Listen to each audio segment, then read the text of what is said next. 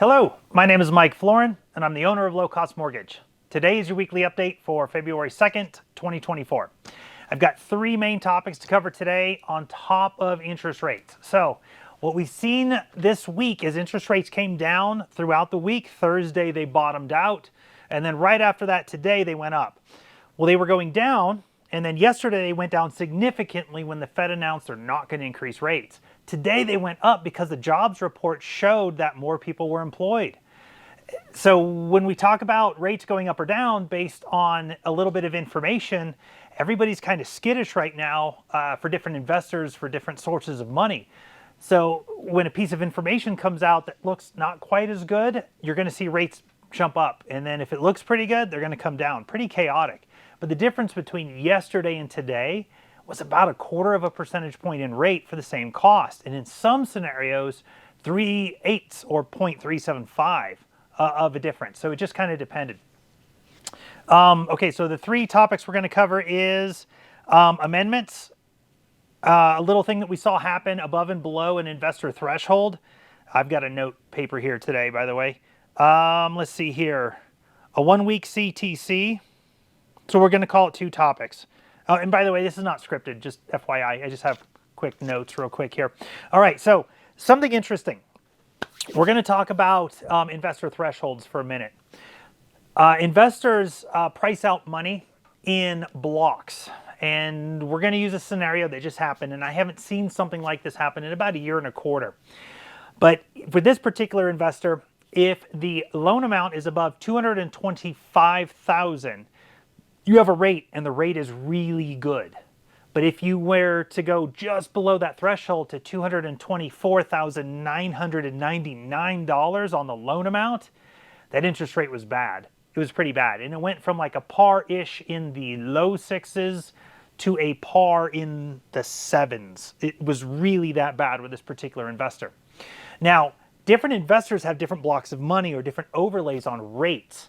I'm going to show a little rate stack here or different investors just to show you the differences on one scenario. And it can actually change quite a bit. Now, what can change it? Okay, there's different rules in place on loan software for pricing out scenarios. That's why if you have a scenario, call us up and we can just run it real quick, about 2 or 3 minutes. We can give you a price. In fact, any lender can do that. They just need a credit score and a basic scenario. Buying at 500, 125,000 down. What's my rate if I have an 800 FICO? Anybody should be able to do that in a few minutes. So anyways, the different areas that typically affect rate is going to be credit score. That's one. Everybody knows that. But what some people don't know, it's actually the loan amount too. Because when you get into those lower loan amounts, and some of them are 150, it used to be 175, but nowadays it's 100, 150, 200, 225, maybe 300. It just depends on the investor. But as you start to move through those different blocks of money, a different investment pool or investor pool from that one lender, they're going to pay different amounts based on the loan amount. So for this particular instance, when we had a loan amount above 225, the rates were really good. But there was, during the contract negotiation process, the sales price came down a little bit, which means the loan amount came down because, you know, they're putting a good chunk down, 20, 25% or so. But now the loan amount goes right below that threshold and the rate skyrocketed. The points started adding up and nobody knew why. And that was why. It was a different investor, different program, different everything. Well, they got a better deal. They got a lower price on the house, but then the rate goes up. And so everybody wanted to know why.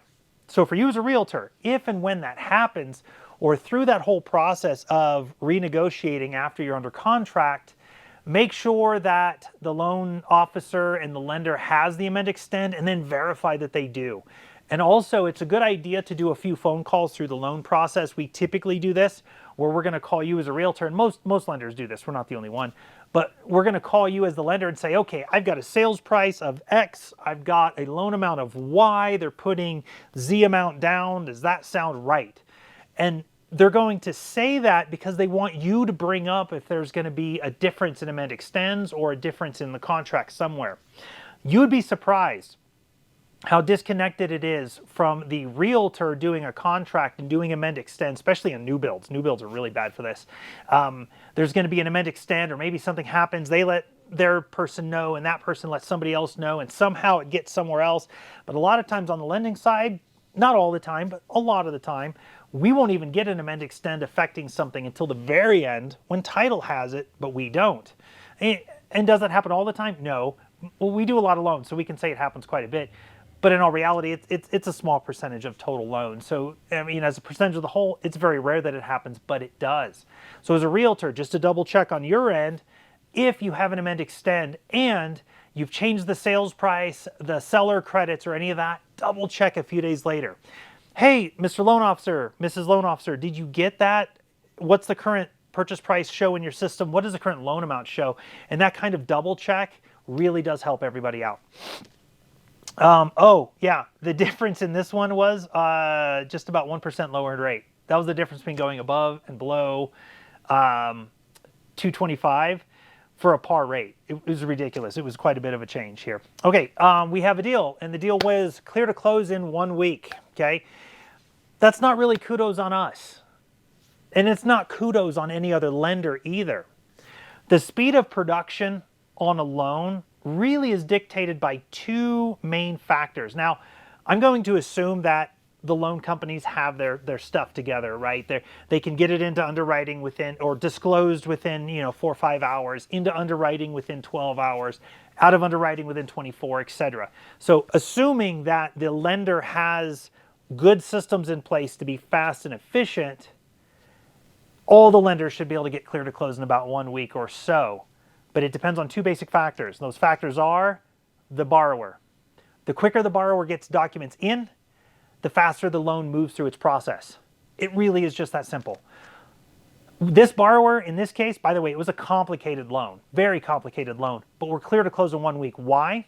Because up front in the pre-qual process, we let the borrower know, hey, this is going to be complicated. We need A, B, and C. You're going to need to get these tax docs together. Get them together now. That way, when we need them later, you have them. So during the pre-qual process, about 2 weeks into pre-qual, they were getting those things together and to us. We go under contract, and as we needed a document, that borrower, within 15 to 20 minutes, was getting that document back to us. And it was fast. It was moving fast. Also, they didn't need a home inspection, so the appraisal was ordered right away. It was ordered 48 hours after they went under contract, and the appraisal came in 24 hours after that. So there was two main contributing factors for the 1 week clear to close. Borrower docs were coming in really, really, really fast, and the appraiser was really, really fast. And remember, for most loans, especially with lenders that move fast, those are your two biggest bottlenecks. The lender or the borrower and the borrower's docs, and the appraiser and how fast the appraisal can be done.